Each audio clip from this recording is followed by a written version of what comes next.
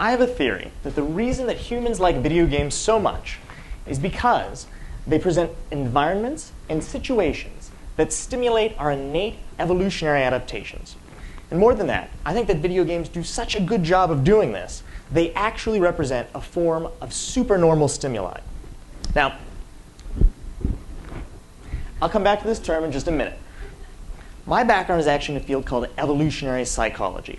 And it is a relatively new field that examines modern human psychology by looking at how our human behaviors evolved in our species' ancient past. One of the most important concepts in evolutionary psychology is a theory called mismatch theory. The basic premise of mismatch theory is that because natural selection operates in reaction to organisms' environments, and because those environments are always slowly changing, organisms are never perfectly suited to their environments. They're always one step behind. They're always a little bit mismatched. Now, they're not poorly matched to their environments. They're still able to survive and reproduce, but they're never perfectly matched. What's really interesting is that this theory applies really well to humans. Humans are actually relatively poorly matched to the modern environment in which we live. Now, humans are pretty well adapted to a period in the late Pleistocene, about 1.8 million years ago to about 10,000 years ago. In this period, humans were living in hunter-gatherer groups. They were generally pretty small groups that were genetically related. They had low reproductive rates, and they used simple tools to hunt animals and gather on naturally occurring food sources from their environments. They would tend to deplete the food sources that were available to them after a few days, and so would need to move camp frequently without ever settling long-term in one spot. This all changed, though, in 8000 BC, thereabouts, with the advent of agriculture. Agriculture allowed humans to settle down, stay in one place, grow lots of food, more than they needed, and because of the extra nutrition, highly increase their rates of reproduction. This led directly to culture, society, civilization, and the modern world we know now. However, this happened so quickly that it ended up causing a massive mismatch. Natural selection wasn't able to keep up with the pace humans were able to change their environments. As such, humans remain much better adapted for living in these late Pleistocene environments than they do for living in the modern world. This brings us back to video games. I believe that many of today's most popular video games replicate the conditions and stimuli that were found in the late Pleistocene era. And in fact, they not only do this, replicate these, but actually provide hyper-attractive versions of these stimuli, which make them really attractive to us who still have these old adaptations. Now, this means that video games are supernormal stimuli. I've mentioned that a couple of times, so let me tell you a little bit more about what that is exactly. The term was originally coined by a scientist called Nico Tinbergen in his research into animal behavior in the early 1950s.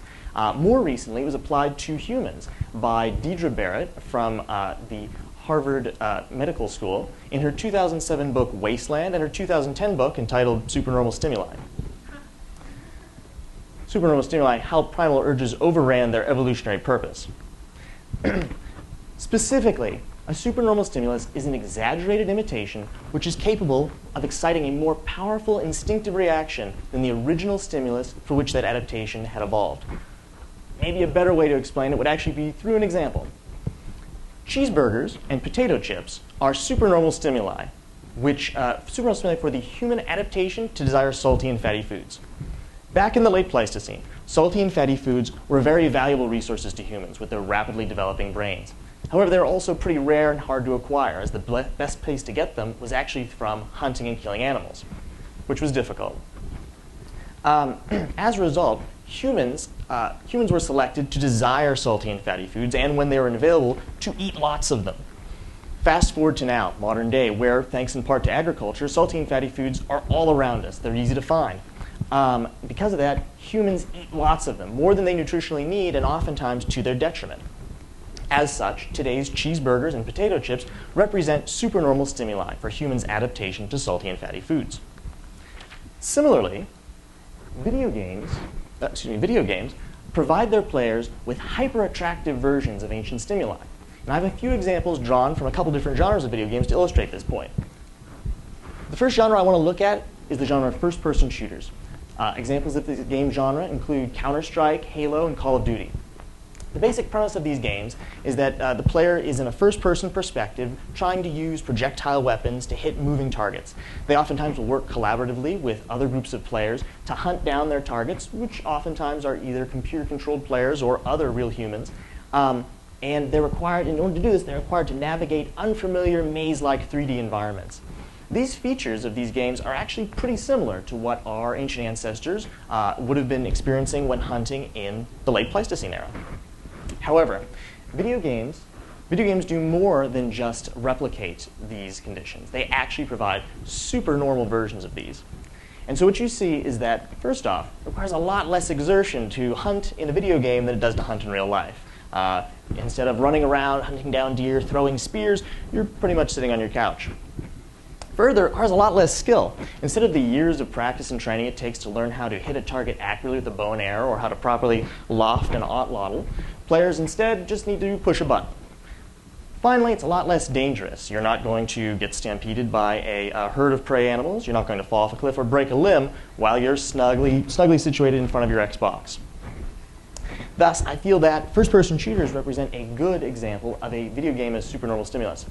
The next genre I want to look at is the genre of massively multiplayer online role-playing games, or MMORPGs. The best example of this is the well-known World of Warcraft game.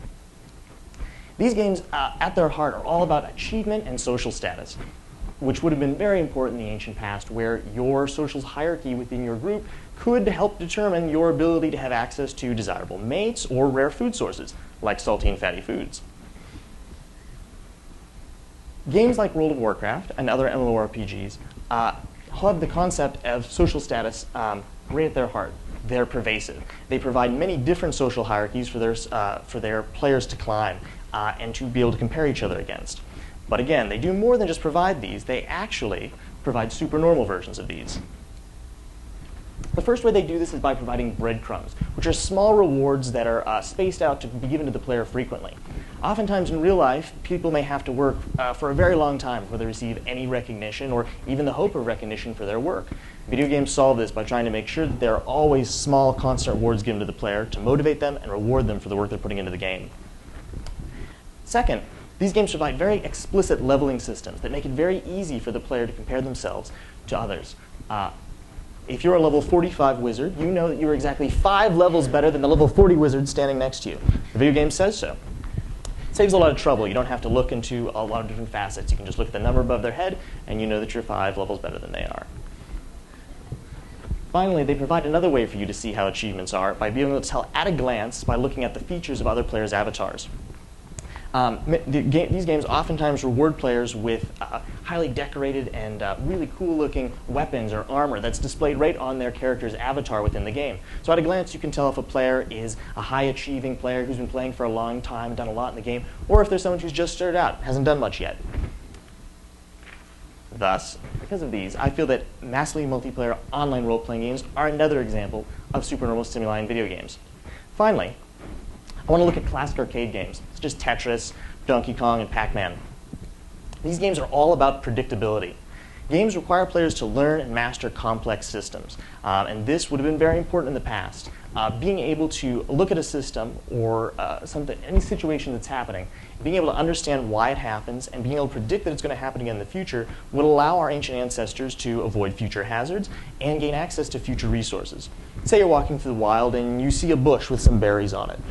You happen to remember that about this time last year you saw a bush that was similar with similar berries on it. You might predict that next year, if you came back here, you could find this bush and more berries on it again, and you might remember to bring a basket. Video games model this and have lots of systems in them for players. And again, they do more than just have them there. They provide a supernormal version of it. The first way they do this is by providing many opportunities. Almost every system that's exposed to the player in a game is there, designed specifically for them to be able to learn and master. Further, games include very few elements of pure chance. They have some elements. Of course, there's dice and other random elements in games, but there's a lot less completely random things happening than you see in the real world, where things can happen for no reason or as part of systems that are so complex that people are unable to understand why they happen. Finally, video games allow you to conveniently practice and master their systems. If you're in the wild, you might have to wait a whole year to see if your prediction about that bush was correct. But in a video game, In order to determine if your prediction was right, you just have to play the level over. Much simpler for people to be able to go in and learn. So I hold that classic arcade games are also another example of supernormal stimuli. In conclusion, I believe that video games are supernormal stimuli because they appeal to our ancient evolutionary adaptations. I also feel that if video game designers used insights from evolutionary psychology to help design games, they might be able to make games that are more compelling and engaging to their players. Finally, if game designers are successful at this, it might be possible one day for human players to finally experience a world for which they are perfectly adapted. Thank you.